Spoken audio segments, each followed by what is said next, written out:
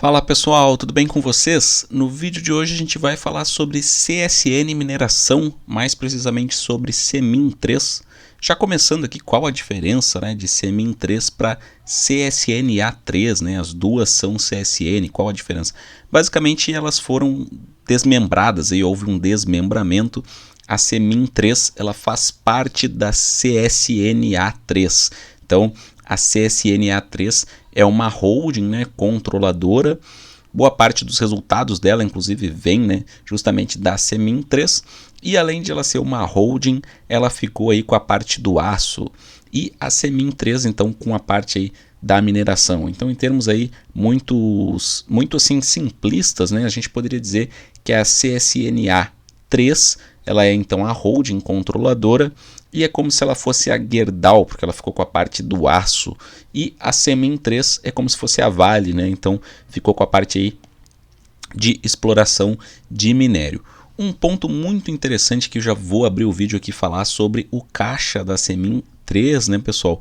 Mas claro, antes aí já deixa o seu like, já deixa no comentário também. Eu quero saber se vocês investem nessa ação ou se preferem outras ações aí de commodities. Deixem os seus comentários aí, porque eu sempre leio e respondo todos os comentários aqui do canal.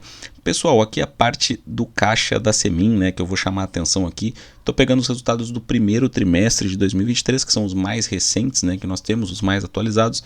A gente pode ver aqui então que o caixa da CMIN3 é de mais de 9 bi e 200 milhões de reais. Então a gente vê aqui acima dos 9,2 bi aí o caixa da CMIN3. Ela tem uma dívida aí bem alongada, então a gente pode observar que esse cronograma de amortização dela aqui é realmente bem alongado, bem favorável para a companhia, e isso faz então com que ela cubra aí cerca de 15 anos da dívida, pessoal? A gente pode observar aqui no Fundamentei, eu gosto muito aqui dessa fotografia dos resultados que o Fundamentei traz.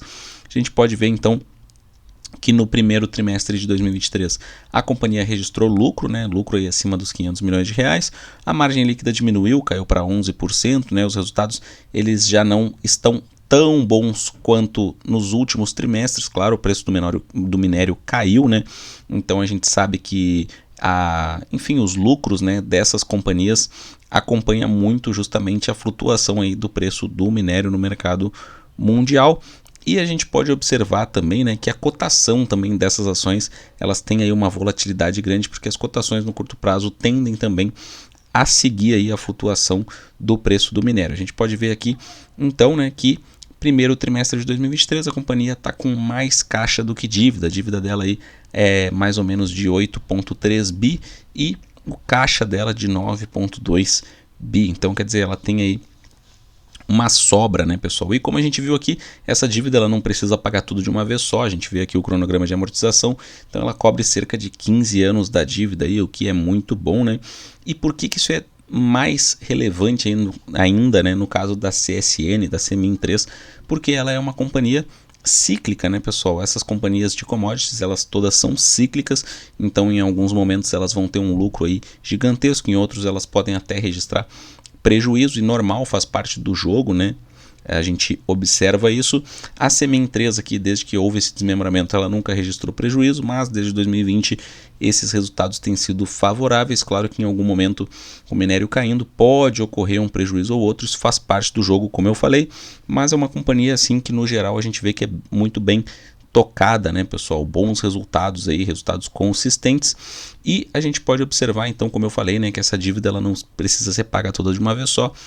Boa parte aqui da dívida, ela vai, na verdade, sendo necessário o pagamento dessa dívida de pouco a pouco aí. Então, com isso, esse caixa da CMIN é muito bom, justamente por ser cíclica, como eu falei, Então, nos momentos em que ela tiver prejuízo, ela vai poder usar esse caixa para pagar a dívida e continuar tranquilamente os seus negócios. Aqui, pessoal, a gente pode observar no Scanner Pro, do scanner da bolsa, alguns indicadores aqui. A gente vê que ela está com um PL aí de 9 no momento, Para as empresas cíclicas, a gente sempre tem que ter um cuidado. Eu vejo muitas pessoas falando que quando o PL está baixo, significa que a ação está barata. Nas cíclicas, a lógica pode ser um pouco diferente. A gente tem que estudar caso a caso, porque o que acontece nas cíclicas, quando elas estão aí no topo de um ciclo ou próximas do topo de um ciclo, o lucro aumenta muito e isso derruba o PL. Então não necessariamente a ação está barata, pode simplesmente significar que a ação está surfando aí uma alta daquela commodity, né, pessoal? E como a gente sabe que no curto prazo as cotações dessas ações elas acompanham muito o preço das commodities, pode ser que uma ação de commodity aí com PL baixo, ela tenha uma desvalorização depois por conta justamente da queda do preço do ciclo de baixa daquela commodity. Então a gente sempre tem que ter um certo cuidado, mas enfim, para fins de registro aqui, né, dos indicadores, é fato que a Semin3 ela negocia aí a um PL de 9 nesse momento. Aí se isso significa que está barata ou não vai depender de cada investidor, enfim, do estudo de cada um, né? Então aqui eu não faço nenhuma recomendação, nada, apenas registrando isso. A gente vê que o dividend yield dela está bem alto, os últimos 12 meses quase 20%, claro, por conta dessa alta, né, nos lucros aí do preço do minério. E a gente pode ver aqui então, pessoal, a CSN Mineração, ela é uma companhia que ela caiu menos, né? Na verdade, ela até valorizou, né, no ano de 2023 na comparação com a Vale, por exemplo. Então a Vale no ano de 2023, vejam só, ela caiu 25% e a Semin3 subiu 13%. Se a gente for pegar os últimos 12 meses, aí sim, Semin teve uma desvalorização ali de 3% e a Vale uma desvalorização daí um pouquinho menor, de 23%. Menor, claro, na comparação com o desempenho apenas nesse ano de 2023, né? Então a gente vê que o desempenho da cotação da ação da Semin aí realmente foi bem melhor, né, do que o da Vale, né? E as duas passando por situações parecidas, né, porque atuam no mesmo setor.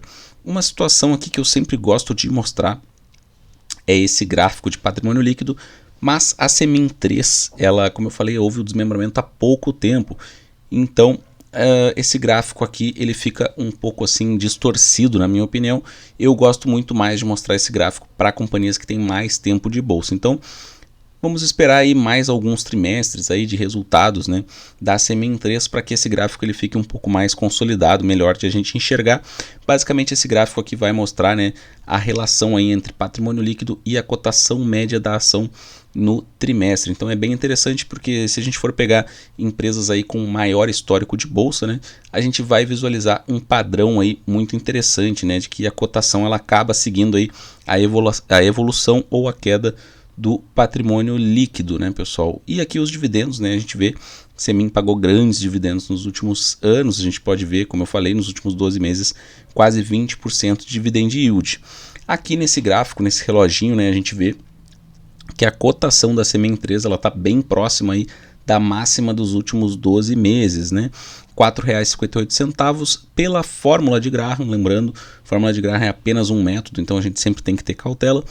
R$ 4,97 seria o preço justo da ação, então teria uma pequena margem de segurança aí na comparação entre o preço justo conforme a fórmula de Graham e o preço atual da ação. Pessoal, espero que esse vídeo tenha sido útil para vocês.